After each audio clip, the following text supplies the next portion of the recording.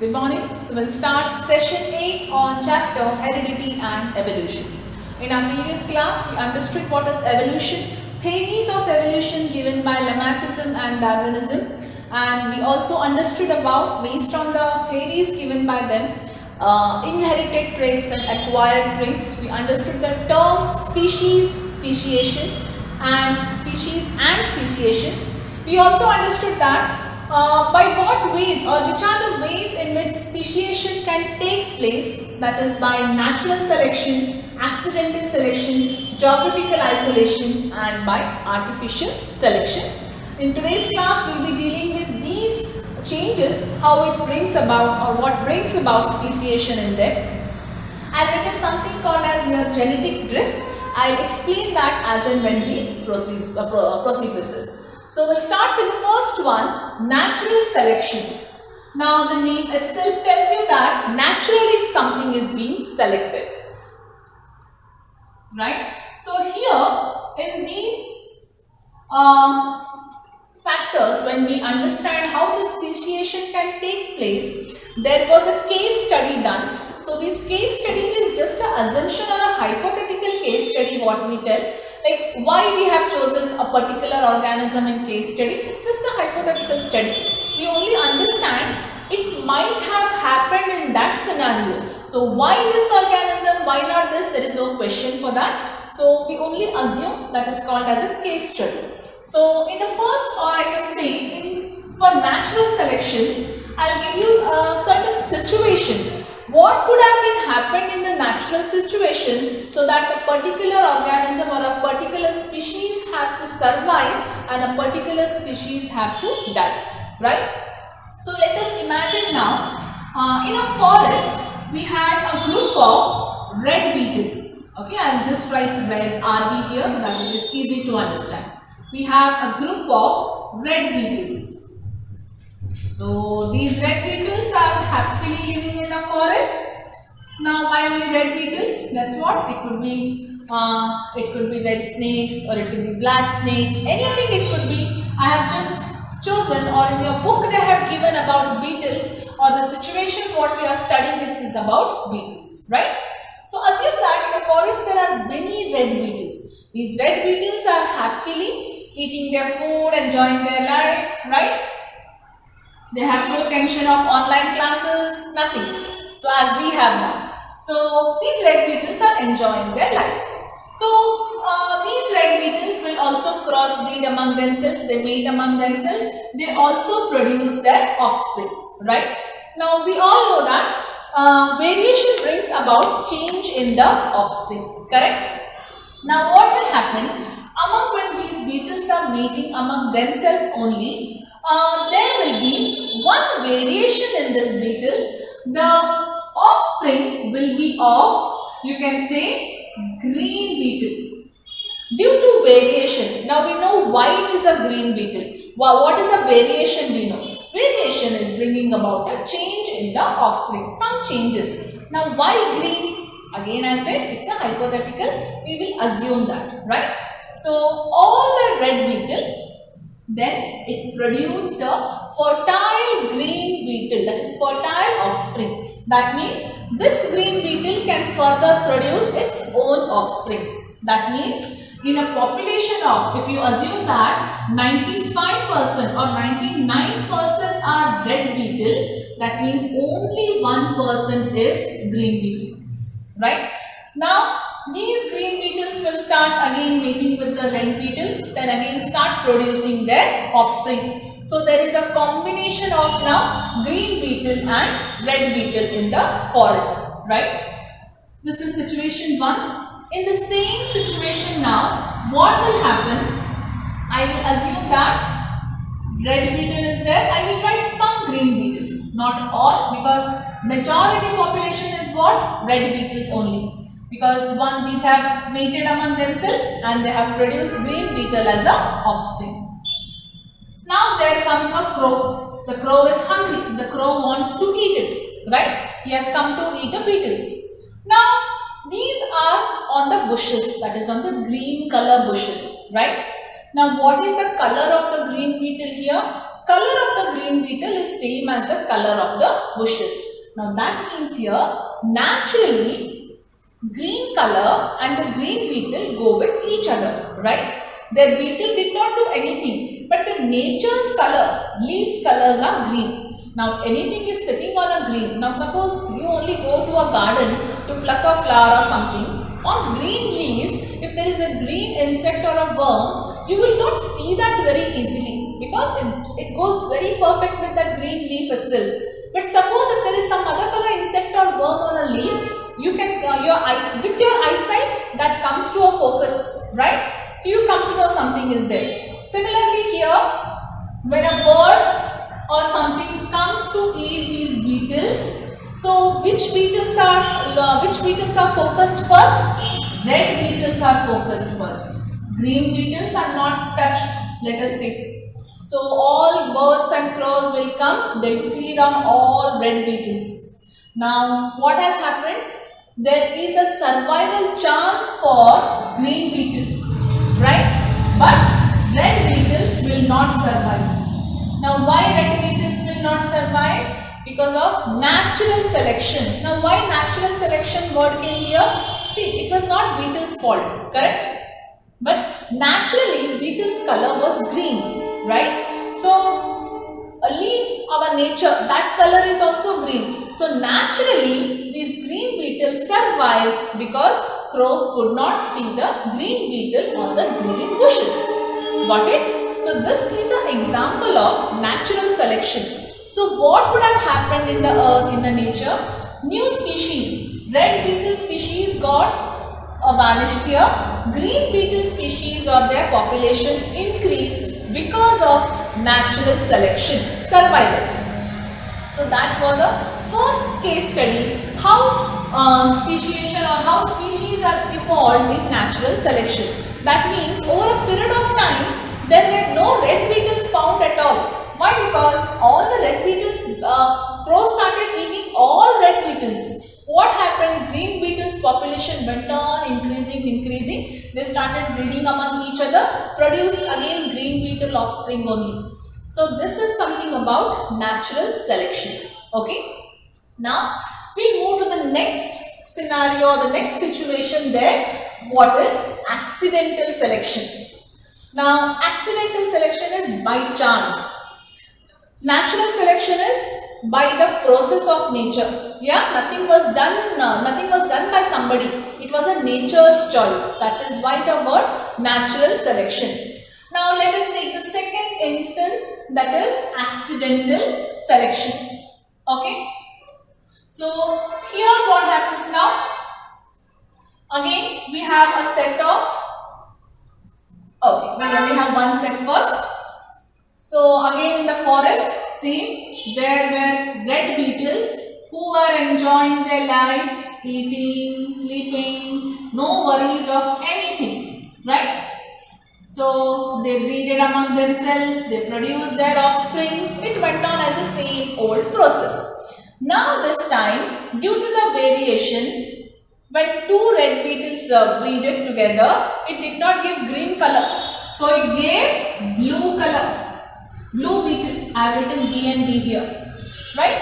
It gave blue beetle. So there were again the same thing. 99% were red beetle, but 1 or 2 were blue beetles there. That means now these blue beetles will again breed with each other, and slowly the blue beetles population also will come into it. But red beetles population is always more. So this was going on. They again lived happily in the forest. Now what happened in this case now? Accidentally there were some elephants in the forest who were playing or going around anywhere. These elephants accidentally, what they did was they just stamped on a particular bush. Assume that this was a part of the bush which was stamped by, so let me write here, red beetle, blue beetle also. Okay. They stand on a particular part where red beetles population was more. It is not that blue beetles were not there. But accidentally what happened, the part where the elephant's foot fell on the bush, there the red beetle's population was more. Why? Because red beetle, as we told, it was more in number than blue beetles. So what happened to red beetles here? Red beetles died accidentally. Now it could have stamped on blue beetles also. Not here. Red could have survived. But this is just a situation given. What could be the accidental selection? So what happened? Red beetles population slowly started decreasing because there were no red beetles. Even if they were there, they were very less compared to blue beetles which were there. Now, blue beetle got a chance of survival, right? That is only because of how accidental selection, right? Let me take to the first one. Green beetle got a chance of survival due to natural selection. Why natural selection? It matched well with the nature, green. So, here blue beetle got a chance of survival accidentally. That is why it is called as a accidental selection. So natural selection, accidental selection, this will bring about a new species later. Now again blue beetle with blue beetle, we have a more population of blue beetle than red beetle. This was second situation. Let me come to the third situation now. How is the survival or how the speciation is brought about in organisms? Now let us imagine this was a big forest. Yeah, quite big than the previous one. Let us imagine. Now again there are beetles. Okay, let me take red beetles only. All are red beetles here. Again, these red beetles are enjoying their life. Eating, playing, sleeping, etc.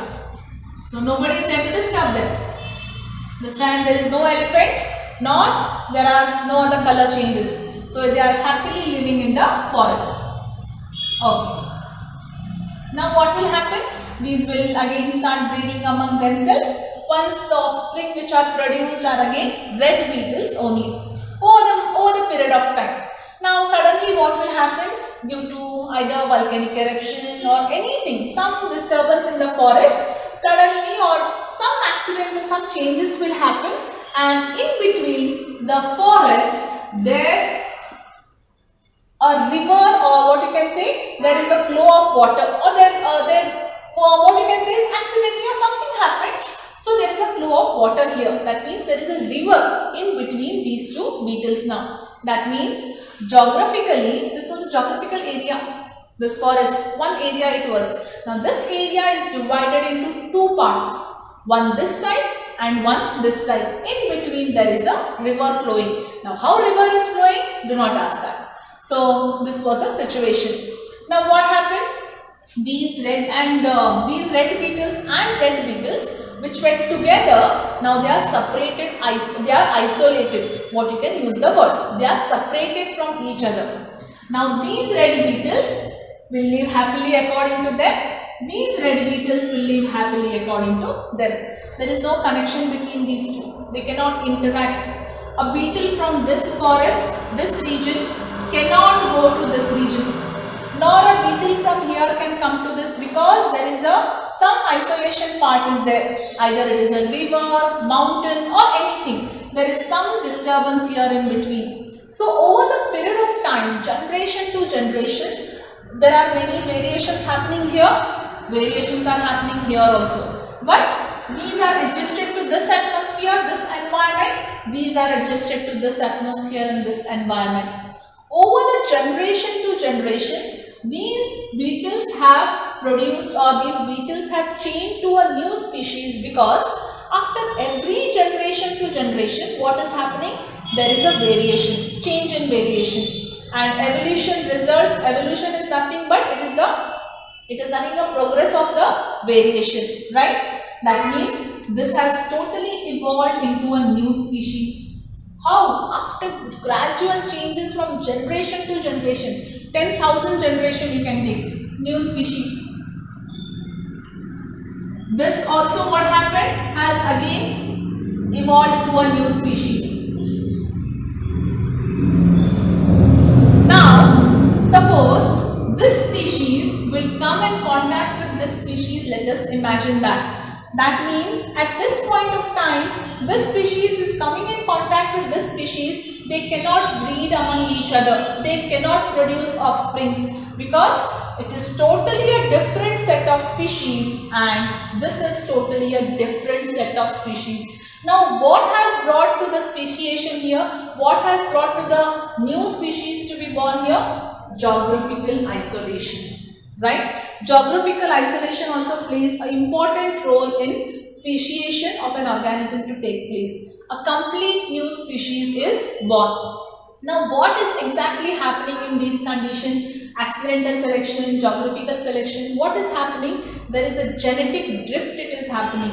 What do you mean by a word drift? Drift is something shift, correct? That means genetically something is shifted. Genetically something is changed. That means genetically, if something is changed, they cannot interbreed among these. They cannot interbreed among themselves. Total new species, right? They cannot produce fertile offsprings. That has led to because geographical isolation has led to the new species in this case. So, what do you mean by genetic drift? It is a random change in the frequency of alleles.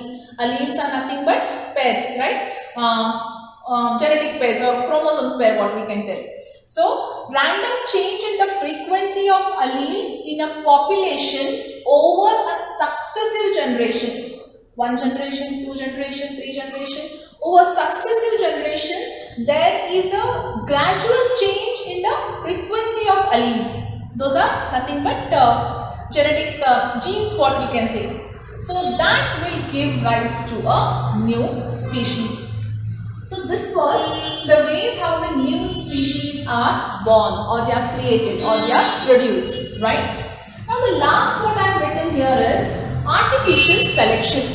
Now, artificial selection means artificially we are inducing or we are imposing something so that a new species is born. So, human intervention is there in artificial selection so that something we introduce or something we impose into it, due to our intervention, a new species is born. The best example if we have to take about artificial selection would be, we can discuss about vegetable. So, about artificial selection, when we talk about a wild cabbage. That means from a wild cabbage, which are the different set of vegetables are evolved or which we have created. From a wild cabbage, you can say the broccoli, cauliflower, kale, kohlrabi. That means how it can be evolved. For example, now have you seen a cabbage? Now what cabbage we bring at home is something called as, it has so many leaves, right? It is a fruit, fruit if you consider, it has so many leaves on them. That means wild cabbage is something, imagine the root part and the fruit part is so much, but it has many leaves.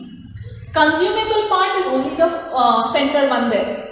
From that, cauliflower is evolved. Now cauliflower, we have a flower is big, it has few leaves. From that, broccoli is evolved. Now broccoli is again different. Kohlrabi is different, cabbage is different. That means through artificially selecting it, through evolution we have created a new species, what we can tell, that is by artificial selection, right? So this is how a new species will take place over a period of time in terms of natural selection, accidental selection, geographical isolation and by artificial selection. So this was about today's class. So in today's class, if you have any doubt, you can call on the same day of the video set. Thank you.